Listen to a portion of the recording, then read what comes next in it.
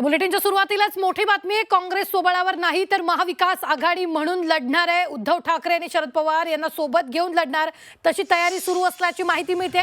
अजित पवार यांच्यासोबत आघाडी करणार नाही, काँग्रेसनं ही भूमिका घेतली आहे। काँग्रेस नेत्यांच्या बैठकीत काही महत्त्वाच्या जागांवर चर्चा झाल्याचं कळतंय। काही महानगरपालिकांमध्ये महाविकास आघाडी तर काही ठिकाणी वंचित सोबत युती करण्याची चर्चा झालेली आहे। नागपूर, नवी मुंबई, वसई विरार, ठाणे, मीरा भाईंदर या महानगरपालिकांमध्ये महाविकास आघाडी म्हणून निवडणूक लढण्यावर चर्चा झाल्याचं कळतंय।